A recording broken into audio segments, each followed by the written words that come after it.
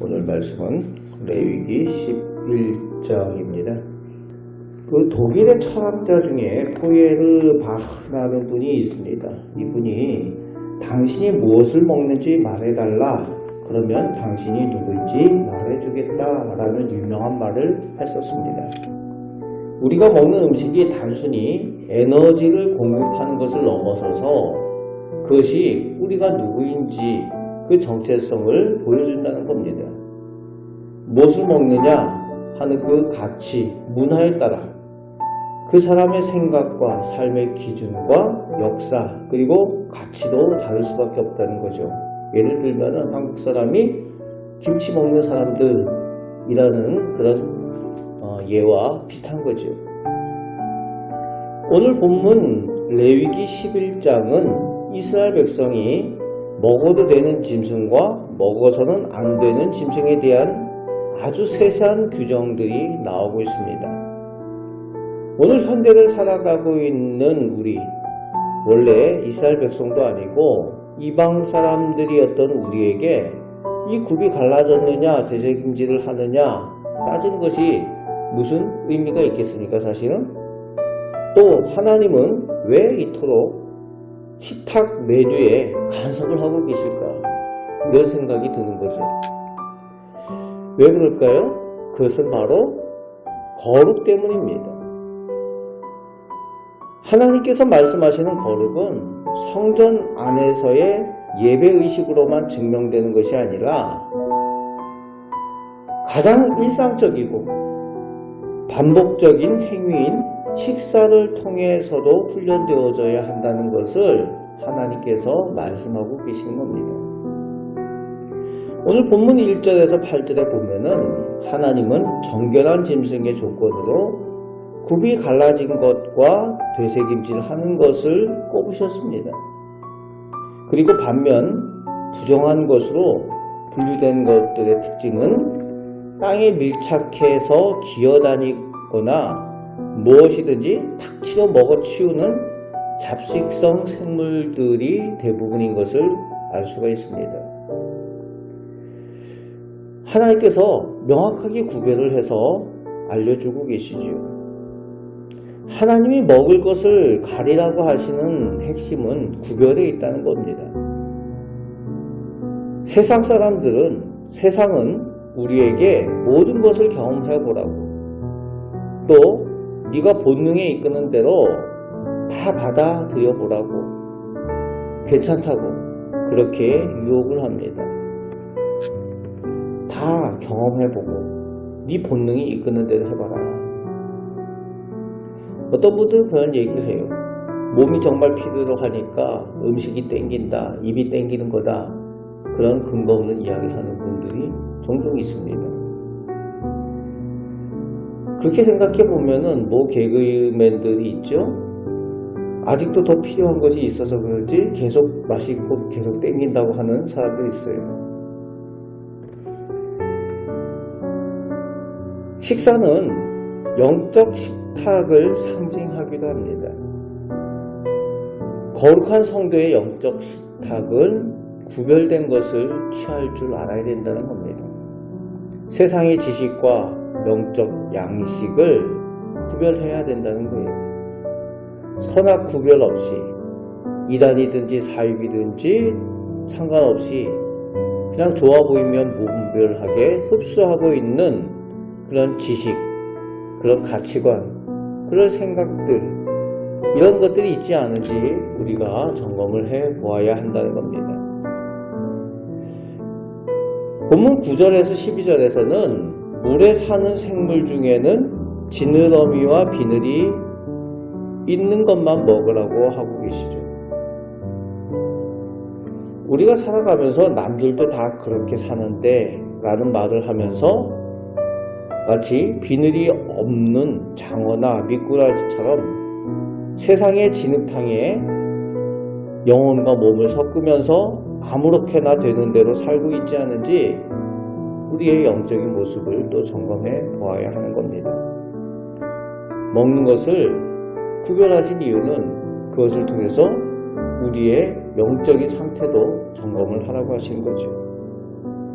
오늘 본문 후반부 24절에서 31절에서는 죽음, 동물들의 죽음, 그 사체에 접촉했을 때의 부정함에 대해서 아주 길게 설명을 하고 계십니다. 이 부정함은 전염성이 강해요.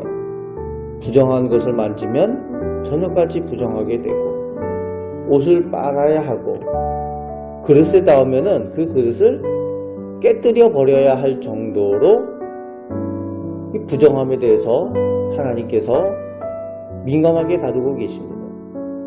그만큼 하나님께서는 거룩을 중요하게 여기고 계시는 것을 우리가 확실히 알아야 되는 이유입니다. 하나님이 그 시체를 만지지 말라고 하신 이유는 그 죽음이 가지고 있는 허무와 부패, 거룩한 백성에게 그것이 전염되는 것을 경계를 하고 계시는 겁니다.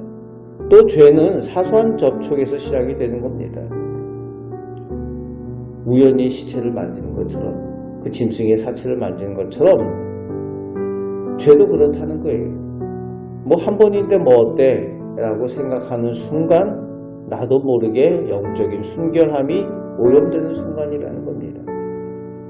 만약 우리가 부정한 것에 노출되었다면 오늘 하나님 말씀처럼, 명령처럼 즉시 옷을 빨고, 즉 회개하고 저녁까지 기다리는 바로 하나님 앞에서 자숙하고 자아 성찰의 시간이 필요한 겁니다. 그냥 한 번이면 돼. 한 번이면 어때? 뭐 그럴 수도 있지. 이게 아니라는 거예요. 죄에 대해서는 철저하게 경계를 해야 된다는 겁니다. 하나님께서 그것을 원하고 계시는 거죠. 마지막 부분에 44절부터 끝절까지에 보면은 명확한 결론을 하나님께서 말씀하고 계십니다. 45절 말씀에 내가 거룩하니 너희도 거룩할지어다 라고 말씀하고 계시죠. 하나님의 백성, 하나님의 자녀는 아버지 하나님과 거룩함이 닮아 있어야 된다는 거예요. 하나님의 자녀라고 하면, 하나님의 백성이라고 하면 하나님과 그 거룩이 닮아야 됩니다.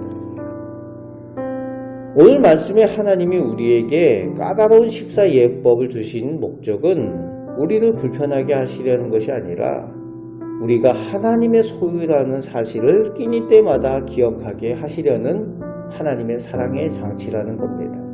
우리가 식사하면서 감사기도하는 또 다른 이유이기도 하는 거죠. 하나님 앞에 감사하는 기도를 하면서 우리가 하나님의 소유입니다.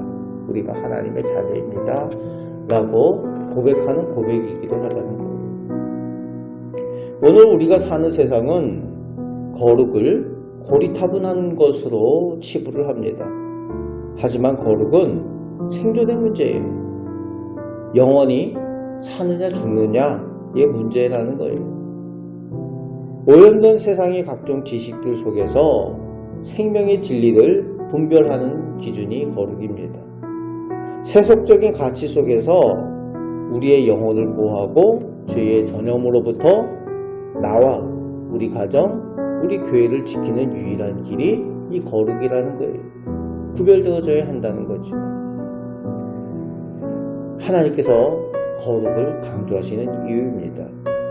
오늘 우리의 식탁에서부터, 즉 우리의 작고 사소한 일상의 선택에서부터 거룩을 선택할 때에 우리 하나님께서는 우리의 삶 전체를 거룩한 산재물로 받아주신다는 거예요. 작은 것부터 구별된 백성답게 거룩한 것을 선택하는 것이 중요하다는 겁니다.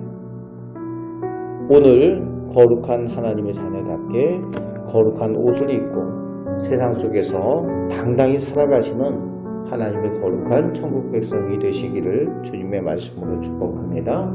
아멘. 기도하겠습니다. 아버지 하나님, 하나님께서 주님의 보혈의 은혜로 저희를 구별하셔서 거룩한 자녀, 거룩한 백성이 되게 하셨습니다. 아버지 하나님, 저희들이 살아가는 삶 가운데에 작은 것으로부터 하나님 앞에 거룩한 백성 되게 하여 주옵소서. 구별할 줄 알게 하여 주시고 세상으로부터 저희가 구별되어 영원한 생명을 선택할 수 있는 저희들 믿음 다 되게 하여 주옵소서. 오늘도 하나님의 자녀로 하나님의 백성으로 거룩한 삶을 살아갈 수 있도록 하나님 은혜 내려 주시옵소서. 오늘도 저희를 사랑하여 주심을 감사드립니다. 우리를 사랑하시는 예수 그리스도의 이름으로 기도합나이다. 아멘.